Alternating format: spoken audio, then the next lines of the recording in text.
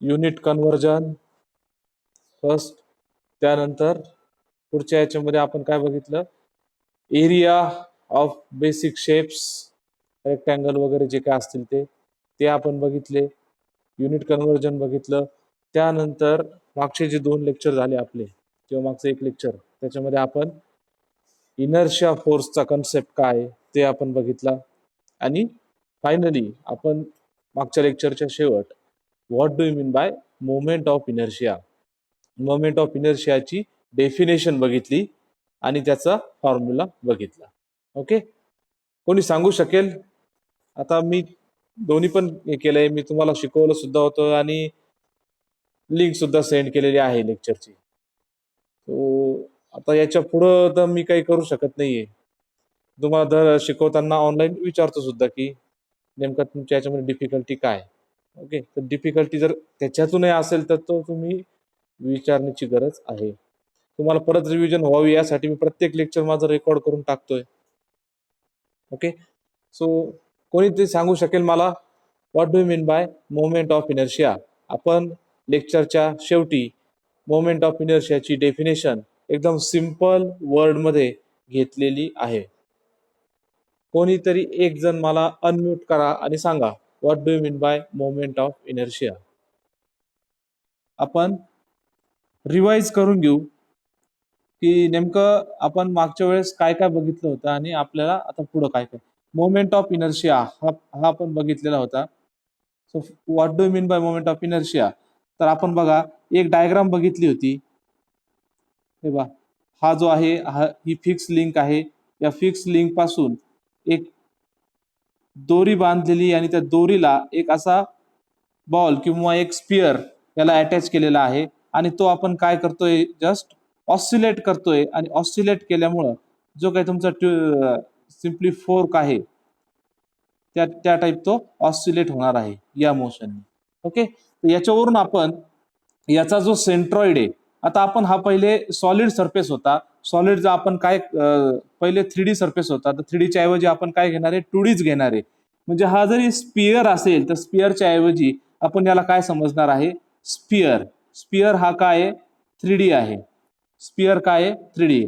तर स्पिअरच्या ऐवजी आपण याला काय समजणार आहे, सर्कल समजणार आहे. So circle is 2D. आपण फक्त कोणत्या याच्यावर डील करणार आहे, 2D याच्यावरती. सो 2D ला काय असतं, याला सेंटर ऑफ ग्रॅव्हिटी असतो आणि याला काय असतं, 2D ला काय असतं, सेंट्रॉइड असतं. हे आपण मागच्या वेळेस ऑलरेडी बघितलंय. परत एकदा रिवाइज म्हणून मी तुम्हाला सांगतोय. सो हे सर्कल आहे आणि हा ज्याचा सेंट्रॉइड पॉइंट आहे. सो सेंट्रॉइड पॉइंट पासून एक ऍक्सिस, ज्या ऍक्सिस पासून आपण त्याला रोटेट करतो आहे, म्हणजे या ऍक्सिस पासून एक तर ऑसिलेट किंवा याच्यापासून त्याला रोटेट करतोय. तुम्ही जे फिरवतात ना दोरीला बांधून, ते आपण रोटेशन म्हणू त्याला. तर या ऍक्सिस पासून किंवा या पॉइंट पासून आपण त्याला रोटेशन करतोय. याच्यामधलं डिस्टन्स आपण काय मानलं होतं, एच मानलं होतं. H is the distance between two axis or axis from centroid. बरोबर आहे की नाही, axis from centroid. So H is the distance आणि distance of centroid from axis. Axis of rotation म्हणा किंवा सिम्पली ऍक्सिस, रोटेशन, ऑसिलेशन किंवा bending जे काय असेल, आपण सिम्पली काय लिहू, एच इज द डिस्टन्स किंवा डिस्टन्स ऑफ म्हणण्यापेक्षा काय म्हणू आपण, distance between. Distance between centroid हा पॉइंट जी आहे आणि हा पॉइंट हा ऍक्सिस आहे. तर या ऍक्सिस आणि सेंट्रॉइड याच्यामधलं डिस्टन्स म्हणजे एच. नेक्स्ट आहे ए. ए म्हणजे काय, या सर्कलचा area. A is the area of circle. आता आपण काय लिहिणार, एरिया ऑफ सेक्शन. सेक्शन का लिहिलाय, कारण आपला कुठंही सेक्शन असू शकतो ना. आता आपण सर्कल घेतलाय, it may be a rectangle, it may be a triangle, it may be a square, जे काय असेल ते, म्हणून आपण काय लिहिलंय, सेक्शन.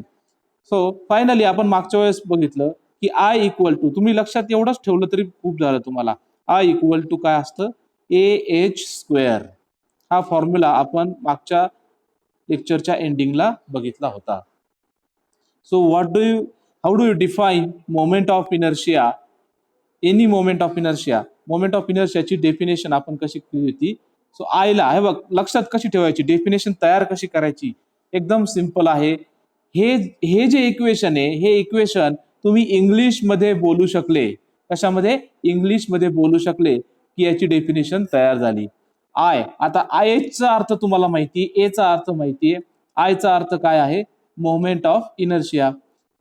बघा, आता मी तुम्हाला याचं मिनिंग कसं लक्षात ठेवायचं ते सांगतो. तुम्ही कुठलीही डेफिनेशन तयार करू शकता.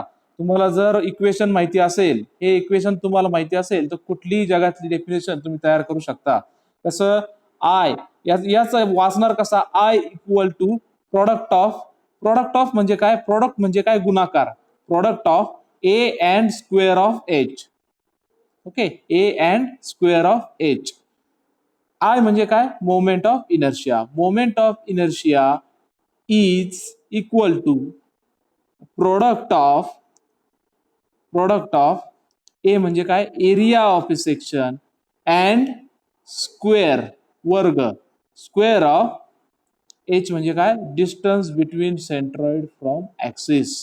दिस is the definition of moment of inertia.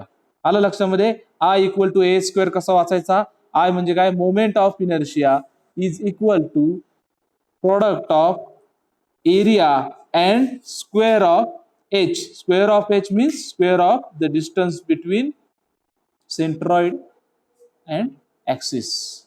Okay, हे आपण मागच्या वेळेस बघितलेलं आहे, मोमेंट ऑफ इनर्शियाचा फॉर्म्युला. ओके, आता याचं युनिट काय येईल? What is the unit of moment of inertia?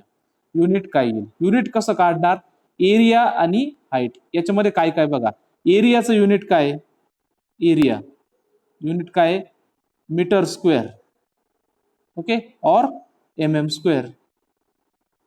एचचं unit काय? एच म्हणजे काय? डिस्टन्स आहे. डिस्टन्स कशात असतं? Metre or so unit of I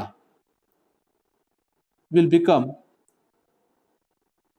area. एरियाचं युनिट काय? मीटर स्क्वेअर घेतलं, समजा मीटरच्या फॉर्मॅटमध्ये घेतलं, इनटू मीटर आहे पण मीटरचा काय इथं? स्क्वेअर आहे. So meter square. So it will become square into square. काय होणार? Meter raise to 4. और मध्ये घेतलं तर काय होईल? Raise to 4.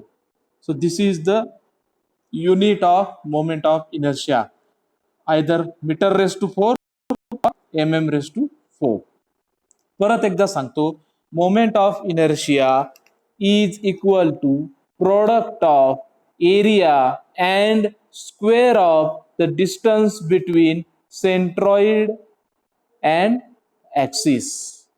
Okay, this is the definition of moment of inertia. And what is the unit of moment of inertia? It is meter raised to 4 or raised to 4. तुम्ही हे दोन्ही जरी फक्त लक्षात ठेवले, बाकीचं सगळं विसरले तरी काही अडचण नाहीये. 2 मार्कांना, सिम्पली 2 मार्कांना असा क्वेश्चन येतो, define moment of inertia with its unit.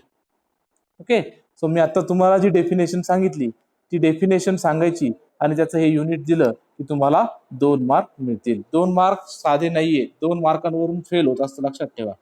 जेव्हा एखाद्या मुलाला 6-7ही मार्क पडत नाही, त्यावेळेच्या 2 मार्कांचं मिनिंग समजतो. ओके, प्रत्येक कन्सेप्ट खूप महत्वाची, नीट लक्ष देत जा. तर हे झालं मोमेंट ऑफ इनर्शियाचं.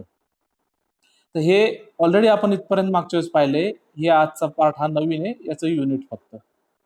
ठीक आहे, तर सेकंड जो आहे त्याच्या पुढचा कन्सेप्ट आहे रेडियस ऑफ गायरेशन. हे सुद्धा कधी कधी थिअरी म्हणून विचारलं जाऊ शकतं, रेडियस ऑफ गायरेशन. आता सगळ्यात पहिले what do mean by gyration? Gyration याचा अर्थ काय?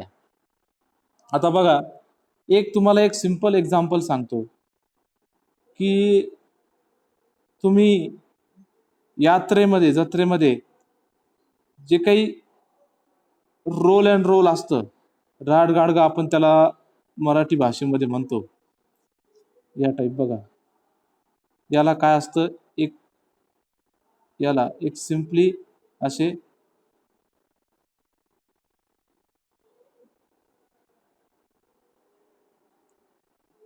या टाईप असे मास्क असतात.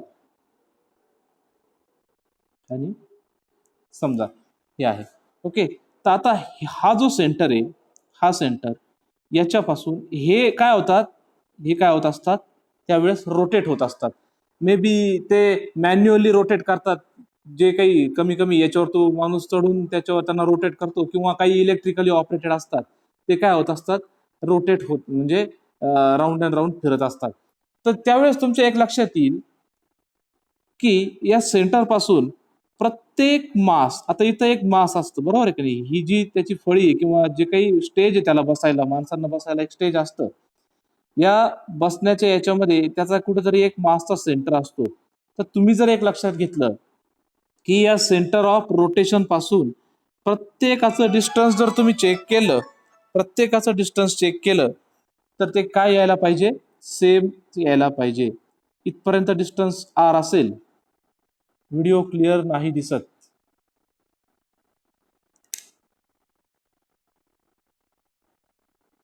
जे मास आहेत, हे मास या फिक्स सेंटर पासून एका ठराविक रेडियसनी रोटेट होत असतात. हे सगळ्यांना ऍग्री आहे का, की हा जो सेंटर ऑफ रोटेशन आहे, या सेंटर ऑफ रोटेशन पासून प्रत्येक मासचं जर डिस्टन्स घेतलं, so it will be same. जर ते सेम असेल तरच काय असू शकतं, ते बरोबर रोटेट होऊ शकतं.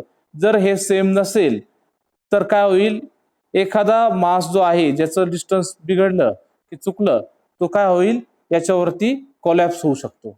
ओके, जर हे बरोबर सारखं असेल तरच ते एका रेडियस मध्ये फिरू शकतो. या इफेक्टला म्हणतात गायरोस्कोपिक इफेक्ट. काय म्हणतात याला, गायरोस्कोपिक इफेक्ट. आणि रेडियस ऑफ गायरेशन याचा अर्थ काय, आणखीन एक, आता हे ठीक आहे, हे एक एक्झाम्पल झालं. मी हेच एक्झाम्पल आता जे वरचं एक्झाम्पल जे घेतलं होतं आपण, काय, एक तुम्ही मोठी घेतली आणि या दोरीला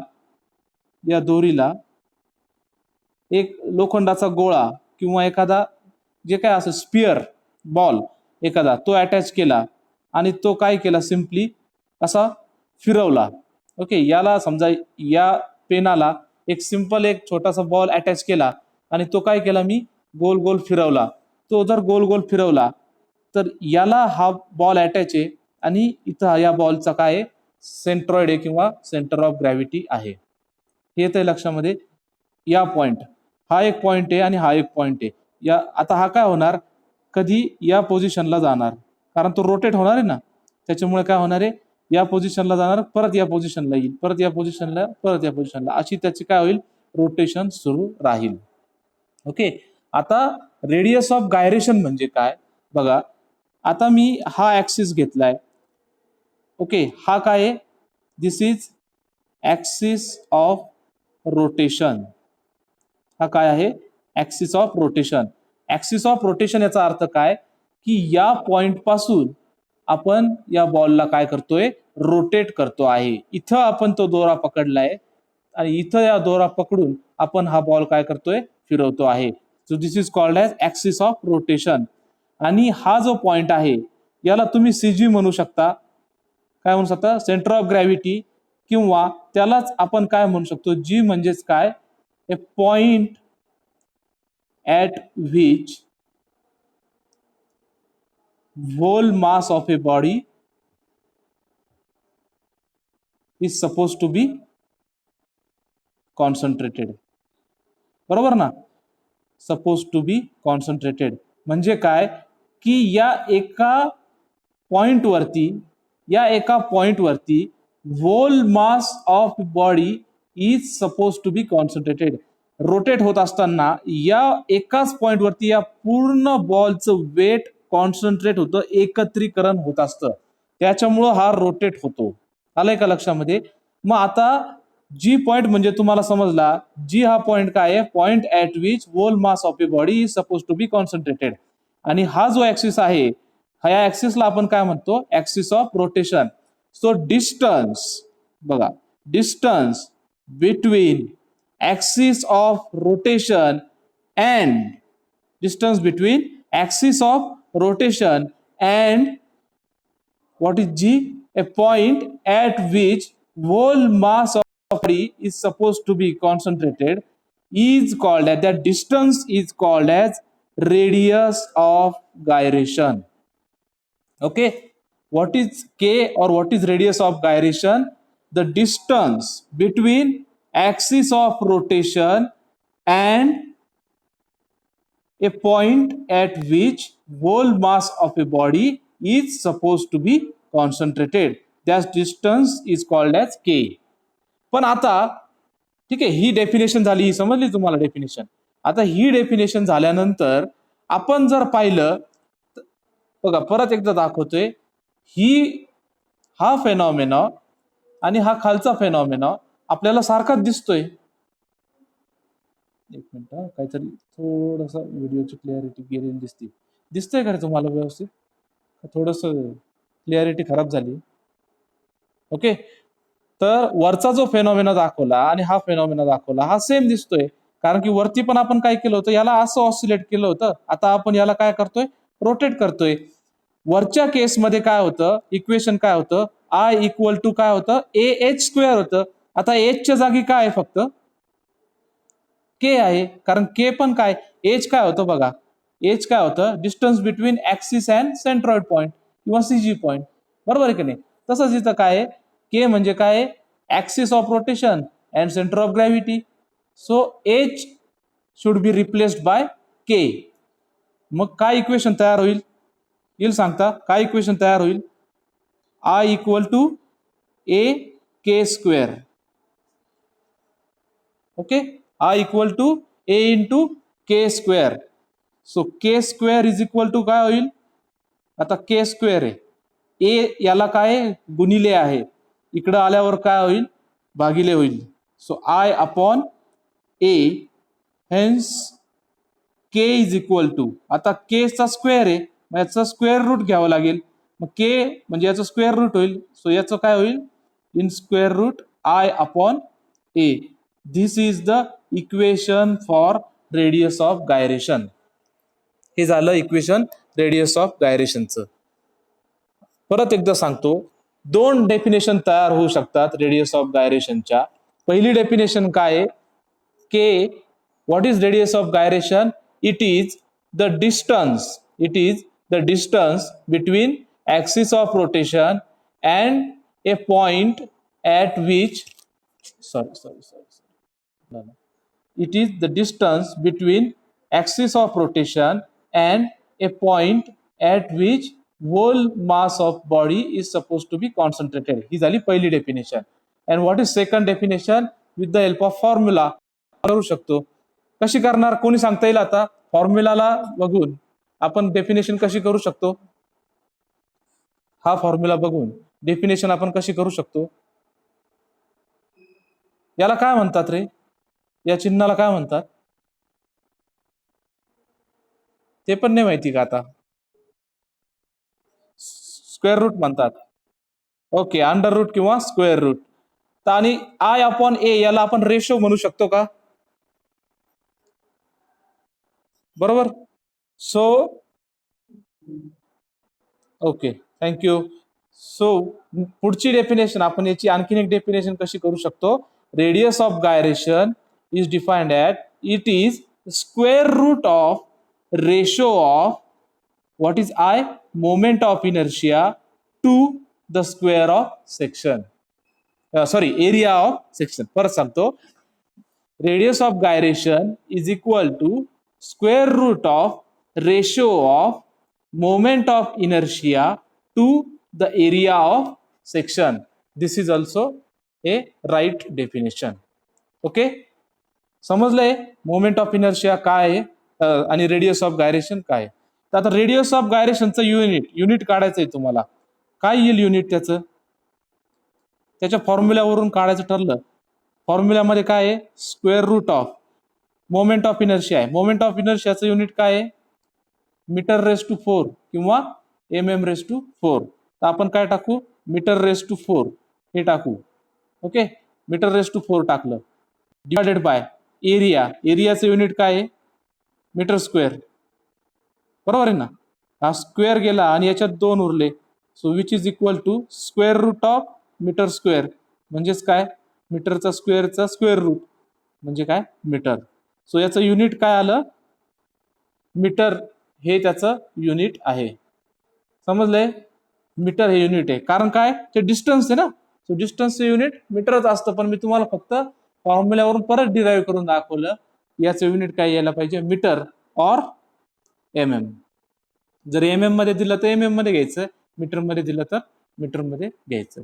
ओके, लक्षात आलं तुम्हाला रेडियस ऑफ गायरेशन काय आहे ते. पुढचा जो टॉपिक आहे, आता बघा आपल्याला पुढे जे थेरम घ्यायचे, पॅरलल ऍक्सिस थेरम आणि परपेंडिक्युलर ऍक्सिस थेरम, याच्या आधी तुम्हाला मोमेंट ऑफ इनर्शिया आणि रेडियस ऑफ गायरेशन हे जर कळलेलं आहे तर मोमेंट ऑफ इनर्शिया. आता मोमेंट ऑफ इनर्शियाला आपण हे काय देणार आहे, नोटेशन काय वापरणार, एम आय किंवा आय हे नोटेशन वापरणार आहे. सो एम आय ऑफ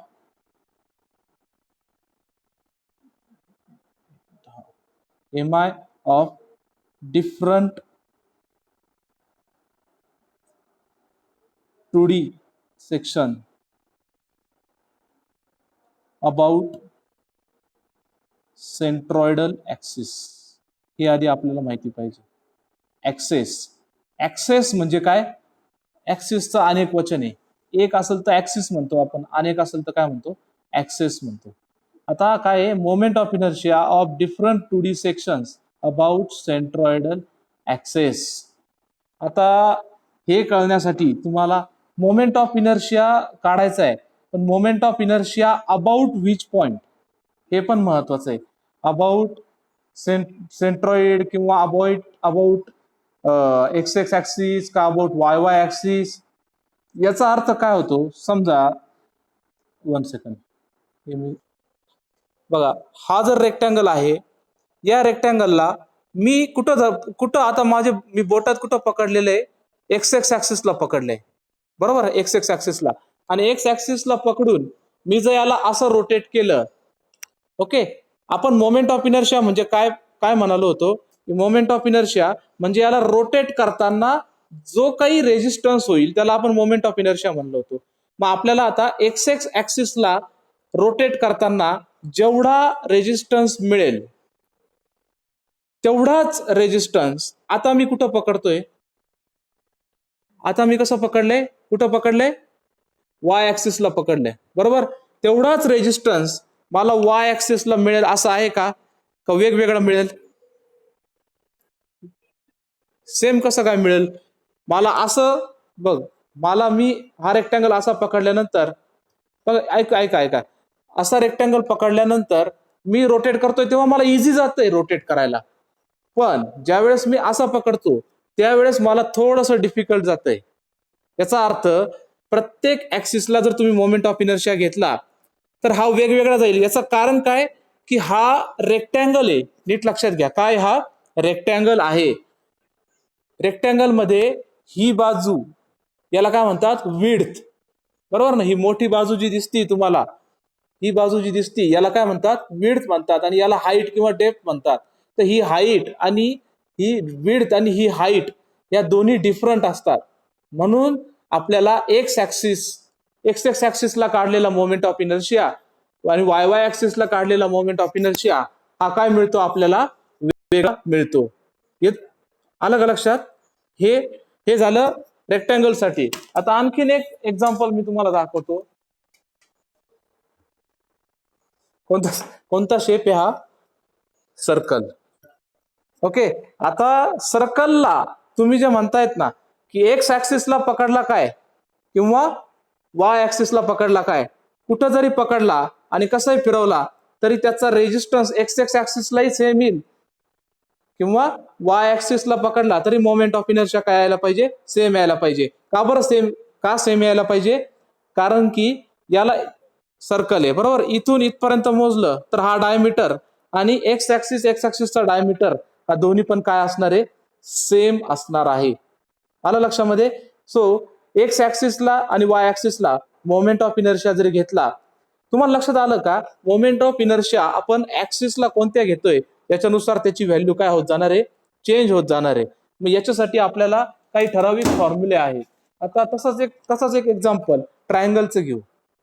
आता ट्रायंगलला ही जी आहे हा बेस आहे, खालचा काय आहे, बेस आहे, आणि इथून इथपर्यंत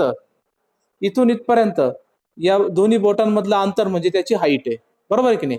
आता मी वाय ऍक्सिसला पकडला आणि आता रोटेट करतोय, आता मला रेजिस्टन्स वेगळा असेल आणि या एक्स ऍक्सिसला पकडल्यानंतरचा रेजिस्टन्स वेगळा असेल, कारण की याच्या तिन्ही पण साईड वेगवेगळ्या असू शकतात.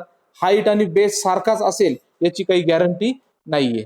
ओके, सो जर सर्कल आणि स्क्वेअर हे जर दोन शेप सोडले तर बाकीच्यांमध्ये आय एक्स एक्स आणि आय वाय वाय याच्यामध्ये काय होणार आहे, फरक पडणार आहे, यांच्या फॉर्म्युल्यांमध्ये फरक पडणार आहे. तर आपल्याला moment of inertia of different 2D sections कोणकोणते, rectangle, circle, hollow rectangle, hollow circle, square, triangle, याच्यासाठी काय बघायचे, मोमेंट ऑफ इनर्शियाचे फॉर्म्युले आधी बघायचे, आय एक्स एक्स आणि आय वाय वाय. तुम्हाला लक्षात आलं का आय एक्स एक्स म्हणजे काय, एक्स एक्स ऍक्सिसला आपण मोमेंट ऑफ इनर्शिया घेतला, त्याला रोटेट करण्यासाठी किती विरोध येतो हे काढायचा प्रयत्न करणे म्हणजे मोमेंट ऑफ इनर्शिया कॅल्क्युलेट करणे, त्याला आय एक्स एक्स म्हणतात.